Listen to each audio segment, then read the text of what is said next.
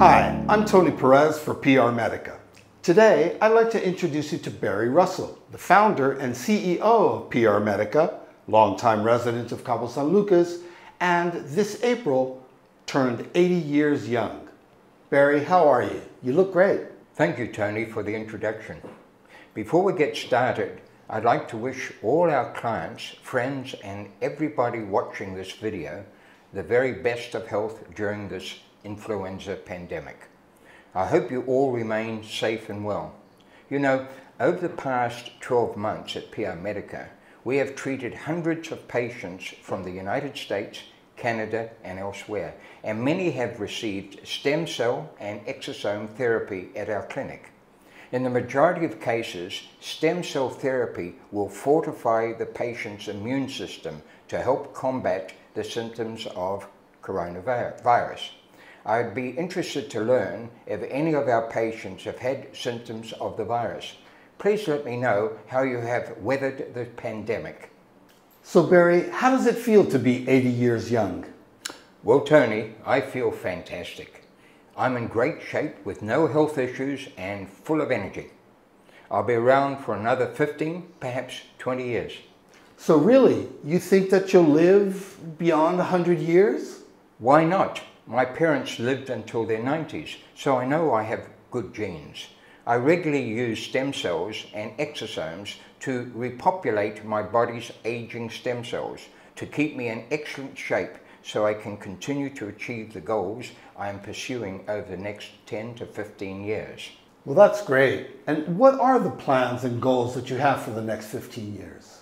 As you know, I've been involved in healthcare for many years and recently opened a new medical clinic and lab in Los Cabos, Mexico, on the tourist corridor between Cabo San Lucas and San Jose. Here we specialize in preventive and regenerative medicine and work with mesenchymal stem cell derived exosomes, which are considered the next frontier of regenerative medicine. Here we offer the latest advances in stem cell and exosome therapy for the treatment of degenerative joint conditions, orthopedic injuries, neurological conditions such as Alzheimer's and Parkinson's disease, and chronic degenerative diseases. We also have protocols to reverse the aging process, to increase one's lifespan by 10 years or more, and protocols for facial rejuvenation, hair loss, sexual enhancement, and many other conditions. By using exosomes in combination with stem cells, we provide superior therapy with enhanced healing benefits. This is the next frontier of regenerative medicine, and over the next 5 to 15 years, we expect a dramatic growth as more and more big pharma companies invest in regenerative medicine. And I want to continue working in this exciting and challenging market as it evolves over the next decade or more. Oh, that's very interesting, Barry. How is it that you got involved then with the next frontier of regenerative medicine? Well, that's a long story, but if you have the time, let me give you a synopsis of my business background. I've been involved in healthcare and product development for over 60 years. It probably first started when I received a chemistry set for my birthday when I was a young boy. I was fascinated by the experiments I could do, such as making touch explosives, fireworks, stink bombs, and other exciting experiments that most young boys enjoy. Unfortunately, not all the experiments were successful. I had a few problems, like my bedroom catching fire after a botched test when making fireworks, and my stink bombs causing my family to evacuate the house in the middle of the night. My parents then banned me from doing any more tests in the house, so I moved into our detached garage to continue my experiments.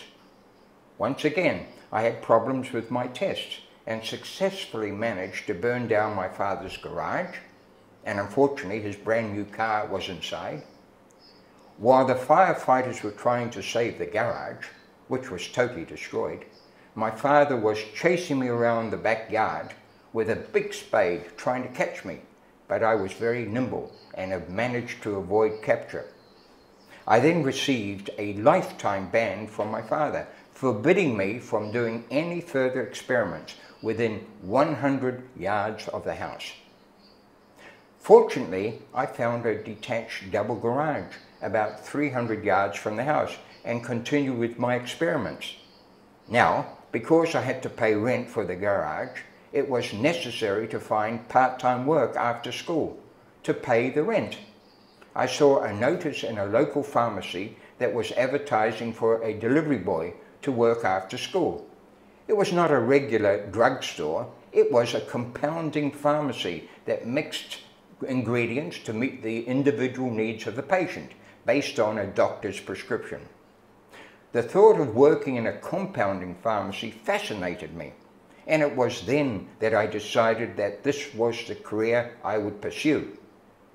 I worked at the pharmacy after school for several years as a delivery boy and cleaning floors and washing windows.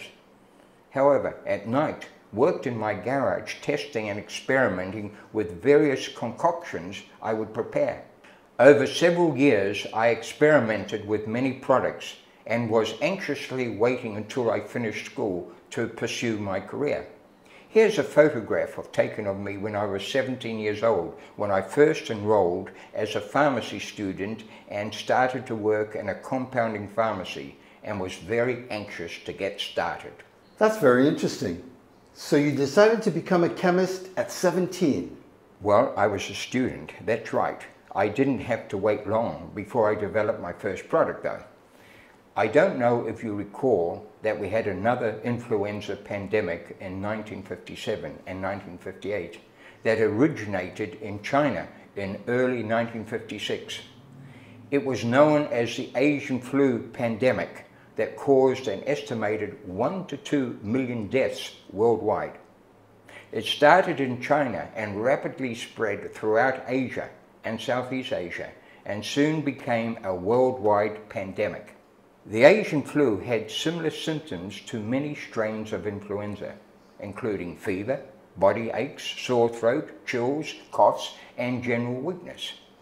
At the pharmacy, we had been receiving many prescriptions for medicine to help relieve the symptoms of the flu, and it was then that I decided I would make a product for influenza that I could make in the garage next to my home. I knew that the key to a successful product was having the best protocol using the latest advances in medicine, better and more effective than our competitors. The product I developed for the flu virus contained pseudoephedrine hydrochloride for nasal congestion, which was under patent at the time to Burroughs Wellcome, plus an expectorant to break up the phlegm and mucus, and paracetamol for aches and pain, and also an effective cough suppressant with massive amounts of vitamin C and B complexes, all mixed in a pleasantly flavored raspberry syrup. The product looked good and tasted good. However, because of the composition required a lot of work and testing to develop a stable product to have a shelf life of at least 2 years. After a few weeks of development and testing, the product was ready to market. I went to the largest distributor of pharmaceutical products that called on pharmacies and doctors nationwide to have them order the new cough and cold product. The distributors were at first reluctant to stock a new product, particularly a product that was unproven and untested from an unknown manufacturer. However, they agreed to accept the product on a sale or return basis. They placed a sizable order, which took me a couple of weeks to produce and deliver. Then I waited for the flu season to begin, so the pharmacies would start receiving requests for the product. The flu season was late to start, and the distributor was becoming concerned that the product was not selling, and because it was sold on a sale or return basis, they wanted to return the stock. Now I was forced with a real dilemma, because I had spent all the money from the original purchase and could not refund the money. So that is when I became an overnight expert in marketing. I prepared a leaflet with lots of information about the product and a coupon offering $1 off the price. At night I would go on my bicycle to to deliver the leaflets to households near the pharmacies I would call on a few days later. When I arrived at the pharmacies a couple of days later, I was now dressed like a professional salesman and was surprised that so many pharmacies had already received requests for the product. It was not hard to convince the pharmacist to stock the product, and in most instances was able to place the product near the cash register. I already understood the importance of location, location, location. The flu season was late in coming, and when it finally arrived, I had my product located in a prominent position in many pharmacies. Sales suddenly took off, and such was the demand, I now had to find larger and more suitable premises to operate the business. I moved into a new and more expensive facility and bought lots of materials and equipment to handle the increase in sales. Towards the end of the flu season, they had now developed a vaccine to protect against the Asian flu. At the end of the winter season, sales dramatically declined, and my next dilemma was how to survive the summer months and cover the high overhead costs I was now incurring. That's when I decided to develop more pharmaceutical products that could be sold all year round. I managed to survive the first year of business, and over the next few years developed a complete range of pharmaceutical products such as antacids, sustained relief capsules for relief of sinusitis, anorectic drugs and dietary products for weight loss, multivitamin supplements, and many other proprietary products.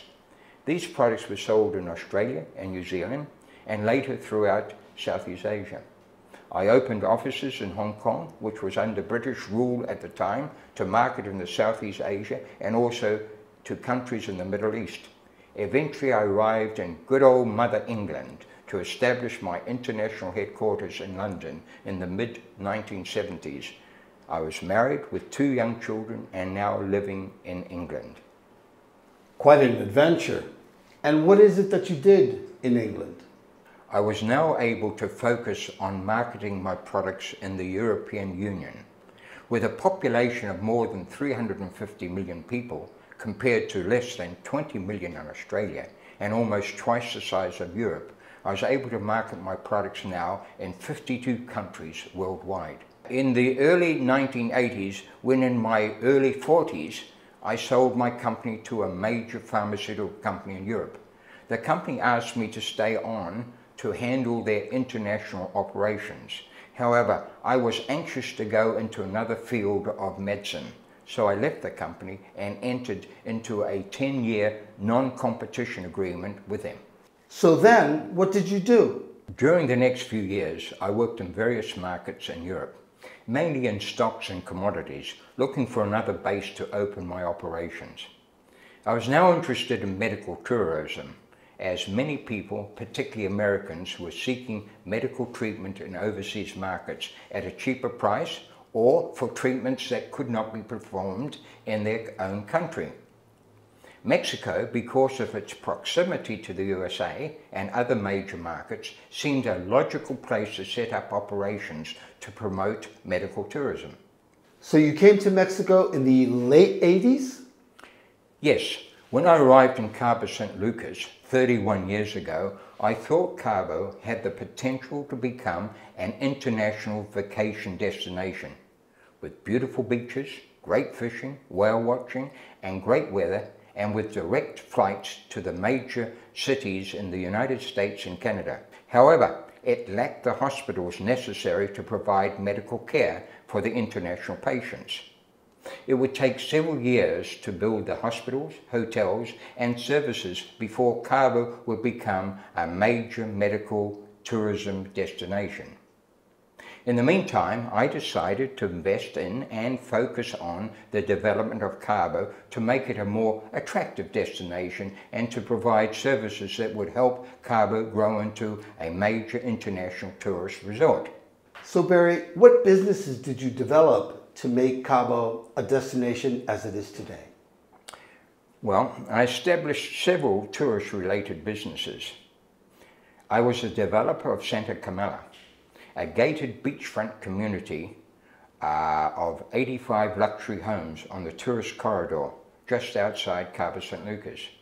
It was oceanfront property, however lacked a swimmable beach. So with dynamite, I created a beach for the residents, which did not please the local authorities.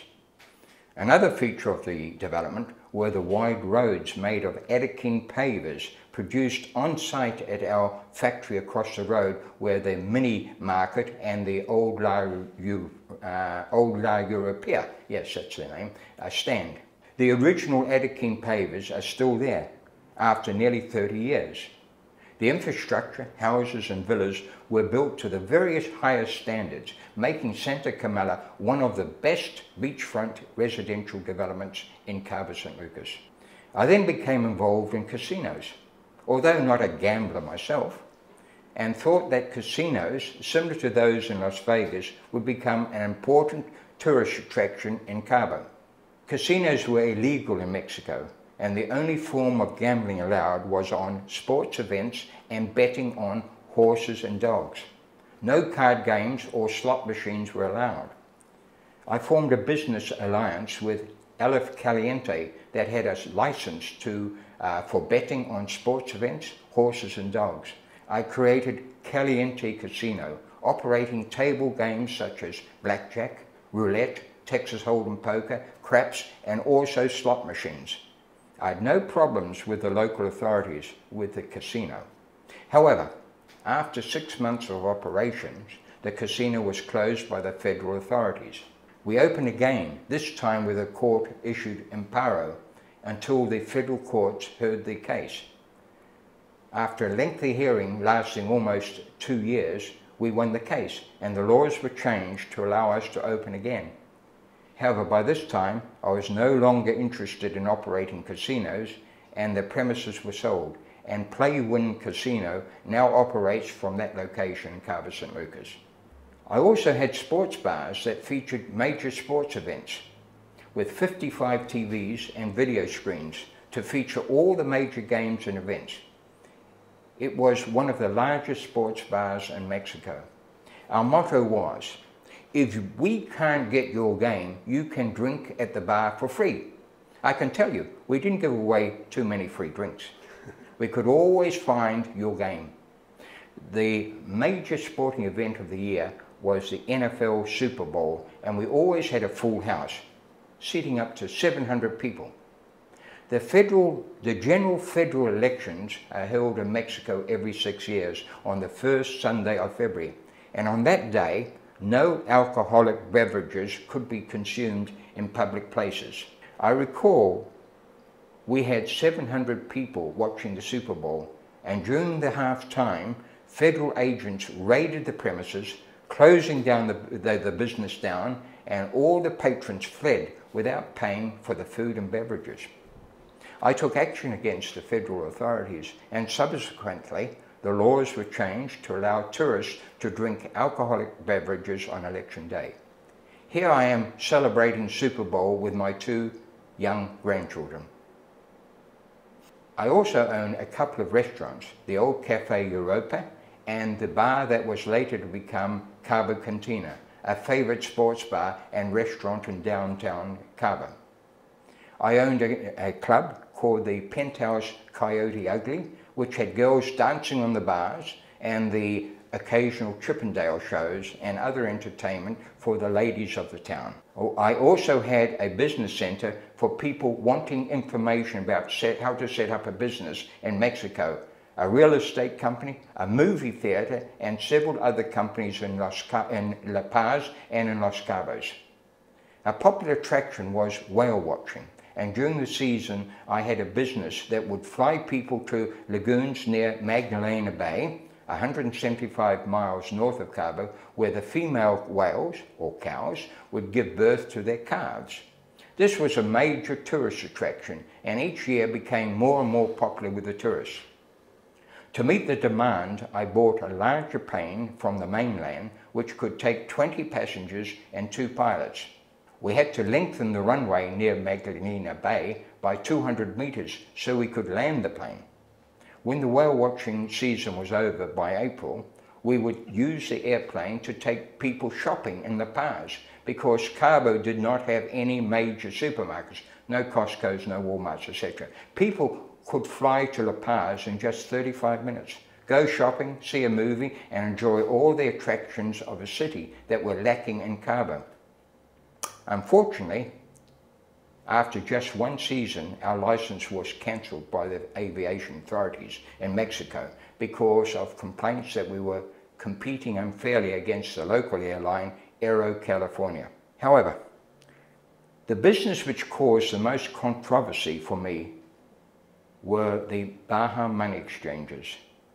In the early 90s, the banks in Los Cabos were open just a few hours a day, closing at 2:30 p.m. and not open on Saturdays or Sunday.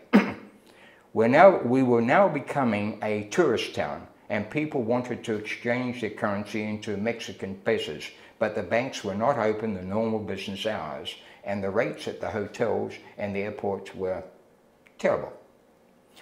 There was only one licensed money exchange in town, and this was independently operated by the managers of Bancoma, Banamex and Surfing Banks, and open only when the main banks were closed. They were doing good business after banking hours and wanting to expand, and required additional investment capital. I believed that there was a need for more money exchanges in town to service the rapidly increasing number of tourists coming to Los Cabos. So I was willing to invest in the money exchange and receive a good return on my investment. All went well for a few months. Then there was an internal management problem with the money exchange, and it was closed. I still had my investment in the exchange and was willing to take over the operating license of the Casa de Cambio. I then opened 3 money exchanges in Cabo San Lucas and started doing very brisk business during and after normal banking hours. The major banks were not pleased that I was offering clients better rates and opening 12 hours a day, 7 days a week. Often it was difficult to purchase pesos from the banks with the dollars that we received from the tourists each day. Regularly, we'd have to go to La Paz or to Guadalajara to purchase pesos just to keep going. We then placed ATMs at several of our exchanges so the clients could get cash more readily and continue to open more exchanges throughout Los Cabos and La Paz. At the peak, we had 12 money exchanges in Cabo San Lucas, 3 in San Jose, 1 on the East Cape, 1 at Todos Santos, and 3 in La Paz. A total of 20 money exchanges in Baja Sur. Because the banks would not always exchange our dollars, we obtained a permit to courier the money to the Bank of America in Los Angeles, where we would deposit the dollars in cash and remit dollars to our bank in Guadalajara. We would then collect pesos from Guadalajara 2 or 3 times a week. This was a short-term solution because it was becoming costly to operate profitably. I then came up with an idea that would change everything.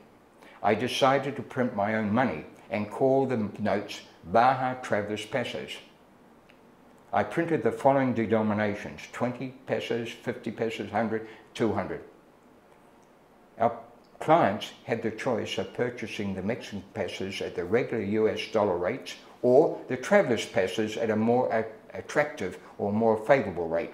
Over 375 merchants in Los Cabos were accepting the Travelers Pesos for the purchase of merchandise at their store.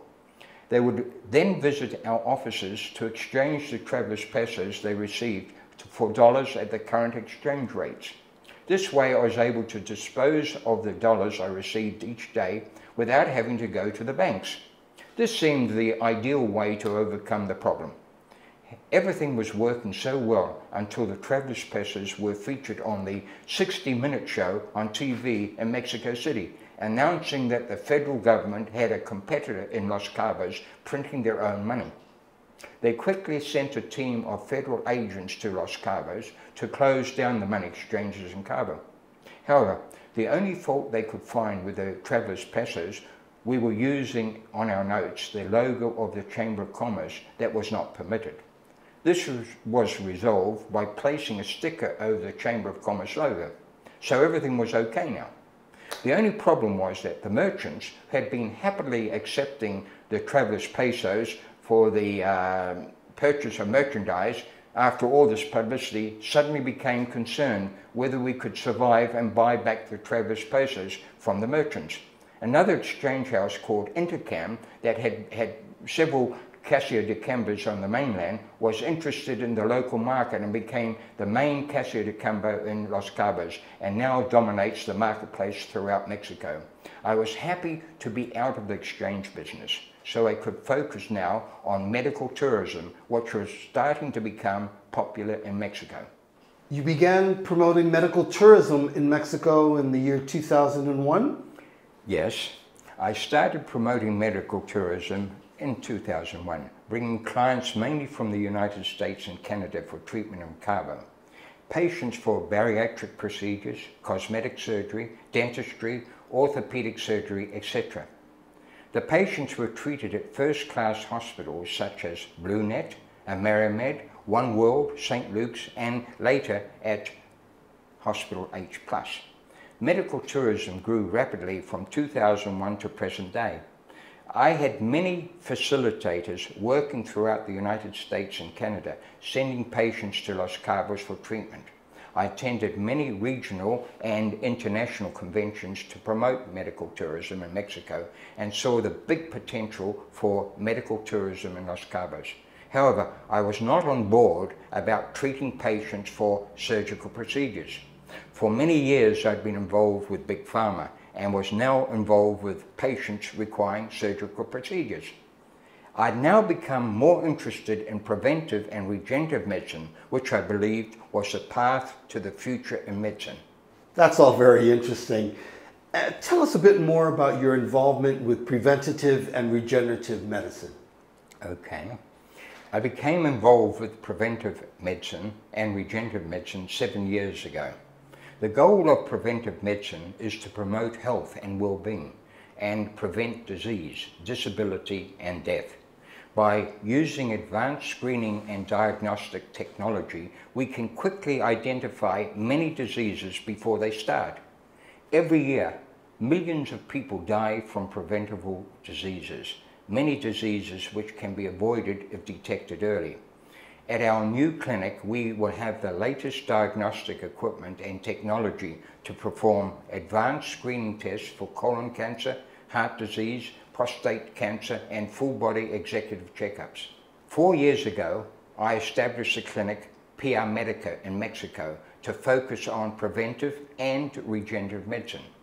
The letter P in our name stands for preventive, and the letter R for regenerative, hence the name PRMEDICA. Regenerative medicine is a relatively new field of study that treats injuries and diseases by harnessing the body's own regenerative capabilities to regrow, repair, or replace damaged or diseased cells or tissues to restore or establish normal function. Regenerative medicine is a relatively new field of study that treats injuries and diseases by harnessing the body's own regenerative capabilities to regrow, repair, or replace damaged or diseased cells or tissues to restore or establish normal function. Regenerative medicine includes the regeneration and use of therapeutic stem cells, tissue engineering, and the production of artificial organs. Current estimates indicate that approximately 1 in 3 Americans could potentially benefit from regenerative medicine. Some of the biomedical approaches within the field of regenerative medicine involve the use of stem cells. At PRMEDICA, we offer the latest advances in stem cell therapy for the treatment of degenerative joint conditions, orthopedic injuries, neurological conditions such as Alzheimer's and Parkinson's disease, and chronic degenerative diseases. We've recently developed new protocols harnessing the power of exosomes to create a new class of therapeutics, broadening the scope and improving the efficacy of our stem cell treatments. Exosomes are so-called extracellular vesicles, or small bubbles released from cells, especially from stem cells. They act as shuttles for certain genetic information and proteins to other cells. Our advanced stem cell protocols with added exosomes provide superior therapy with enhanced healing benefits. Exosomes are being heralded as the next frontier of cell therapy. So exosomes and cell therapy are used to slow down aging? Yes. The latest discovery in the quest for naturally and effectively repair the diseases of aging is to use exosomes in combination with stem cells. The cargo of NRA, lipids and proteins the exosomes carry appear to slow down aging, extending one's lifespan and health span by several years. As we age, our body's repair cells naturally dwindle over time. Many signs of aging happen due to the depletion of the repair cells that are responsible for maintaining our bodies. This process, however, can be reversed by repopulating aging stem cells with younger stem cells. New stem cells will generate tissues that have been lost because of time. The advanced anti-aging protocol we use replenishes the body's stem cells with placental or umbilical mesenchymal stem cells from naturally and carefully selected donors after normal, healthy births. A patient receives 75 to 150 million stem cells by IV infusion, depending on their weight, age, and general health condition, plus 10 to 15 billion exosomes.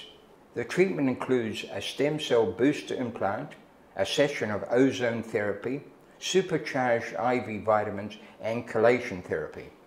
This comprehensive treatment will repopulate your stem cell supply, restore memory, regenerate degraded tissue, reduce swelling, boost energy levels, adjust sleeping patterns, and increase sex drive. As a result, your body becomes rejuvenated and you will notice aesthetic improvements such as better skin, stronger hair, and a noticeable improvement in your overall appearance. The total cost is from $9,000 to $12,000, and for long-term results should be repeated every 2 to 3 years. And do you take any anti-aging treatments yourself?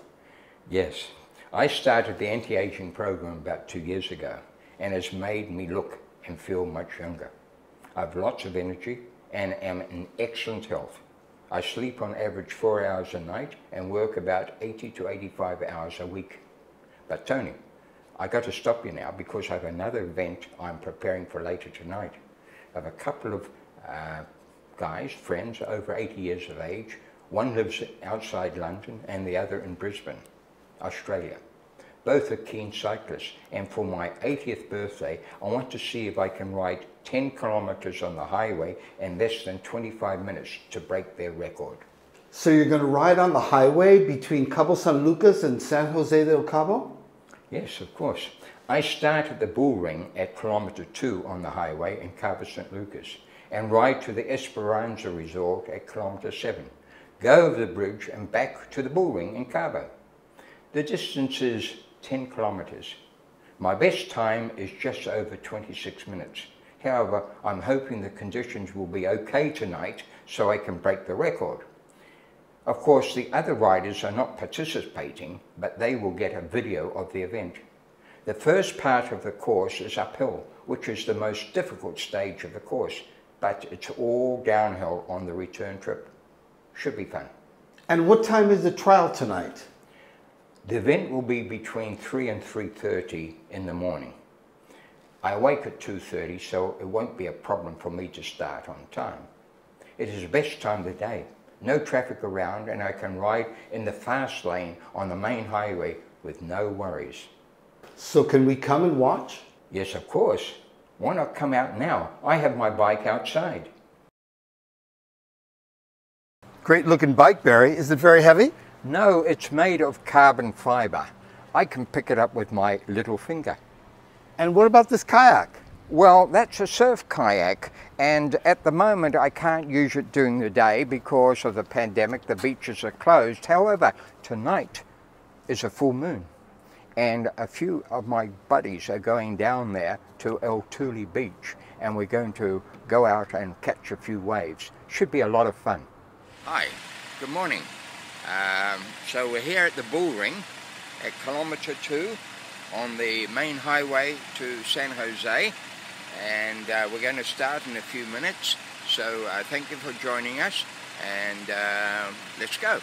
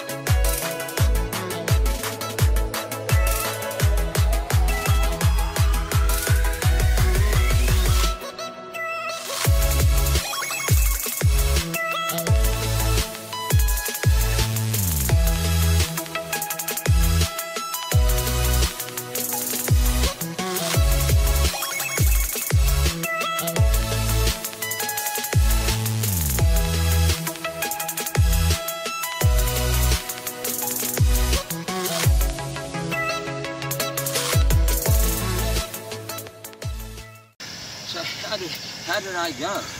Whew. I don't think I broke the record actually. I slowed down a little bit up the hills, it's a bit too steep. I have to get a little bit fitter. Okay, well, thanks very much, and we'll see the video later on and see how it goes. Congratulations, Barry. Great ride last night. You almost broke the record. Well, the time was 25 minutes and 52 seconds. Close enough, but not close enough to break the record. I need to do more training and get into better shape. I'll try again next birthday. Actually, the video was shot and organized by my grandkids without any professional assistance. Remember the picture of my grandkids at the Super Bowl event? Sure. Now, 13 years later, they're designing and making their own video games on YouTube. Hey there, this is Joshua y yo soy Marcus, and we have our grandfather to record his little adventure. Empezamos a las 4 de la mañana y yo iba conduciendo el carro.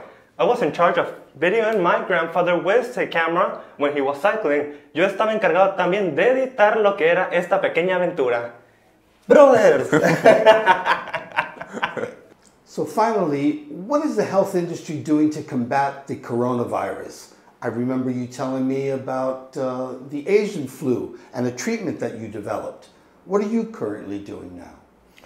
Well, globally, the healthcare industry is using every weapon in its armory to suppress the threat from the virus, including the use of living therapies such as natural killer cells, T cells, stem cells, and exosomes. Many novel approaches are being investigated. Stem cells, particularly the mesenchymal stem cells, are showing intriguing potential for the treatment of COVID-19 related complications. MSCs are receiving attention because past studies have found that the secretion from the mesenchymal cells to be effective at treating inflammation. From early stage studies, it appears that MSC may exert beneficial effects, potentially by improving the lung microenvironment, inhibiting immune system overaction, promoting tissue repair, and improving lung function. My partners in the United States, Vitro Biopharm and Chimera Labs, along with numerous other labs, are exploring the use of stem cell therapies and exosome therapies for the treatment of the COVID-19 related complications. Currently, clinicaltrials.gov report 23 trials specifically leveraging stem cells against COVID-19. They expect to have a vaccine ready towards the end of this year. In Mexico, PRMEDICA offering patients at the clinic an immunity boost IV drip to fortify the immune system against colds, flu, and coronavirus. If they are patients at PRMEDICA, they receive the IV drip at no charge. Otherwise, there is a charge of about $100. We also have, for long lasting, we have exosome IV drips, and that's lasts for 1 to 2 years. Well, thank you, Barry Russell. PRMEDICA seems to have exciting plans for the future. We'll see you for an update at your 90th birthday. How's that? Okay, Tony, I'll see you 10 years from now. How old will you be then? I'll be 40. 40? No. Okay, I'll see you in 10 years. I'll see you in 10 years. Bye.